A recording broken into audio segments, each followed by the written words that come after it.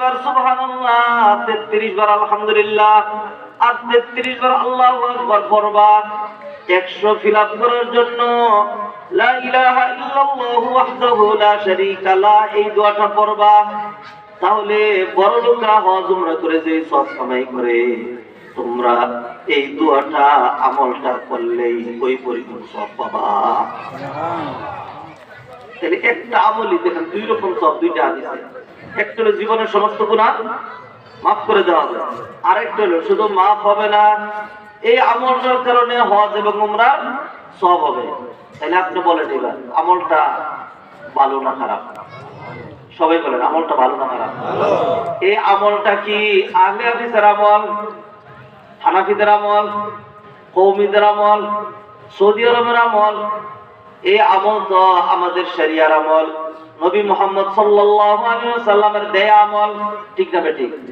সেই ক্ষেত্রে এরকম কি ভাগ আছে ঢাকার লোকজন এই আমল করবে, আমরা ফরিদপুরের লোকজন এই আমল করতে পারবো না? এরকম কি? এরকম না, সবার জন্যই তো, ঠিক না? ও ভাইয়েরা, কত মানুষ জীবনে কামনা করে, চিন্তা করে, আশা আকাঙ্ক্ষা পোষণ করে, যদি 2 লাখ টাকা হতো একটা উমরা করে আসতাম, যদি 8-10 লাখ টাকা হইতো তাহলে একবার হজ করতে যেতাম, যাওয়া হয় না। আল্লাহ কি সুন্দর করে সুযোগ দিয়ে রাখছে, তুমি চাইলে প্রতিদিন কয়েকটা করে হজ, কয়েকটা করে উমরা তুমি কামাই করতে পারবো। আল্লাহ সুবহানাহু ওয়া তাআলা তো দেনেওয়ালা, ঠিক না বেঠিক? সুযোগ আমরা নেই না, কেমনে হাতছাড়া করে দেই, কি তাড়াহুড়া আমাদের, কি তরি করি। নবীজি যা করেন নাই তা করার জন্য আমাদের ব্যতিব্যস্ততা।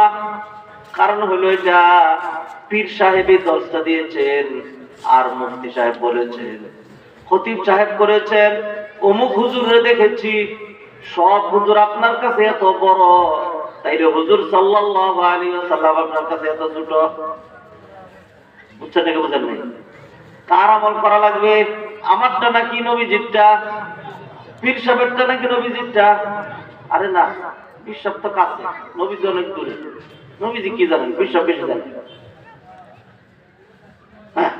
কথা বলেন না কেন? কারটা? নবীজিরটা? তাইলে নতুন নতুন তরিকা বের করেন কেন? নবীজি যা দিয়ে গিয়েছেন 1500 বছরের পুরানো, ওইটাই ঘুরে ঘুরে আমল করা লাগবে। নতুন কোন ওয়াজ নিয়ে আসি নাই, ওই ওয়াজগুলো আপনাদেরকে ডেলিভারি দেওয়া হবে, স্মরণ করিয়ে দেওয়া হবে। আল্লাহ সুবহানাহু ওয়া তাআলা আমাদেরকে বললেন, ওয়াযাক্কির ফাইন্নাল যিকরা তানফাউল মুমিনিন। মুমিনদেরকে স্মরণ করিয়ে দাও, স্মরণ করিয়ে দিলে এইটা মুমিনদের বড় উপকারে আসবে। স্মরণ করে দেওয়া মানে জানা জিনিস ভুলে গিয়েছিল একটু বলে মনে করিয়ে দেওয়া, অর্থাৎ আগের জিনিসই পুরানটাই। কথা বুঝেন নাই? নতুন কোনো কিছু বের করা যাবে না। আপনি সালাম ফিরেই দেখবেন কিছু মানুষ, বিশেষ করে আমি মাদ্রাসার অনেক মাদ্রাসার ছাত্রদেরকে এবং কিছু হুজুরদেরকে, কিছু ইমামদেরকে দেখি অভিনব, নতুন, সুন্দর, দেখতে ভালো, অনেক কি জানি আমল করে, যেটা নবীজি করেন নাই, সাহাবায়ে কেরাম করেন নাই।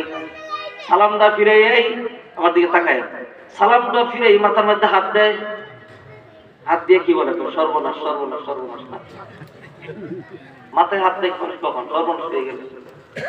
মাথায় হাত দিয়ে নাকি ইয়া কবি আর কি কি জানি পড়ে। বললো আপনি যেটা পড়েন এটা আল্লাহর নাম, খুব ভালো আল্লাহর নাম। আল্লাহর নাম তো 99টা নাম আছে, আল্লাহর নাম নেওয়া ভালো না? ভালো। সালাম ফিরিয়ে এই যে এই নামটা নিতে হবে, এটা আপনি এত সুন্দর করে বুঝলেন, নবীজি বুঝেন? নবীজি আপনার সাথে কম বুঝছেন? সালাম ফেরানোর পরে নবীজি কিছু আমল দিচ্ছেন নাকি দেন নাই? আপনারা সেটা করেন না। নবীজিটা বাদ দিয়ে আরেকজনটা নিলেন কেন? আপনি আমলটা করেন, অন্য সময় করেন। ফরজ সালাতের পরে নবীজি আমল দিচ্ছেন তা নাকি দেন নাই? ফিরে আসেন।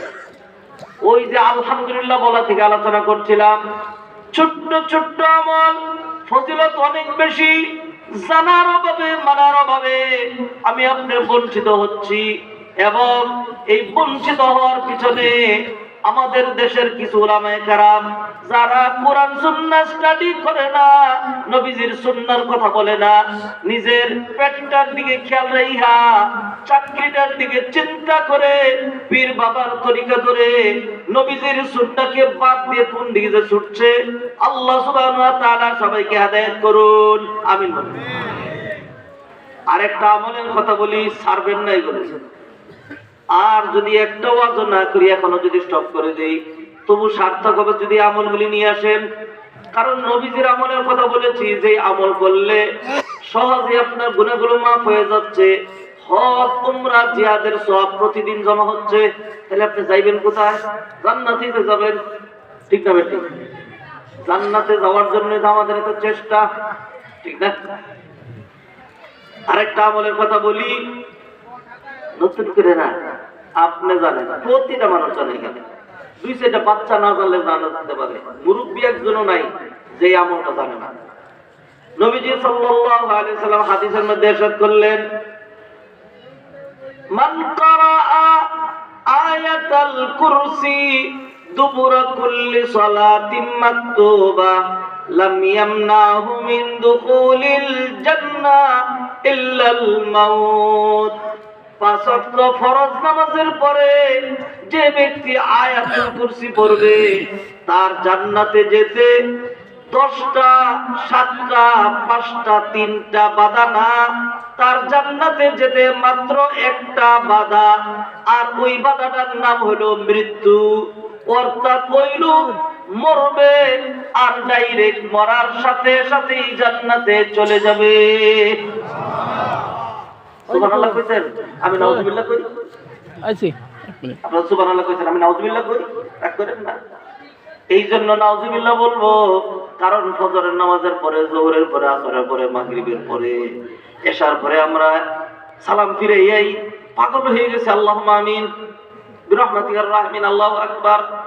আয়াতুল কুরসির মতো এত ফজিলতের, এটা কোনো দলীয় আমল না, কোনো এলাকা ভিত্তিক আমল না, অশুদ্ধ আমল না, একদম সহি আমল। নবীজি করলেন, সাহাবীরা করলেন, অনেক বড় ফজিলত, বিনা হিসাবে জান্নাতে যাওয়া যায়। এরপরে যে এই আমলটা করলেন না, কার কারণে করলেন না? যদি কোনো হুজুরের কারণে এই আমল থেকে বঞ্চিত হয়ে থাকেন, উচিত ওই হুজুরের টুটে চিপে ধরে, ও হুজুর, জান্নাত থেকে দূরে রাখার জন্য তোমারে নিয়োগ দিয়েছিলাম। কথা ঠিক না বেটি? করেন না তো এমন। রাগ করতেছে আমার কথায়, নাকি এই ধরনের ওয়াজ বাদ দিব? ওই যে কয় না, আস্তে আস্তে এইগুলি কি হবে, এগুলি কেন করবো? আমরা খুব কঠিন কঠিন আমল চাই, যাতে জান্নাতে যাইতে অনেক কষ্ট হয়, ঠিক না? সহজ গুলো চাই না।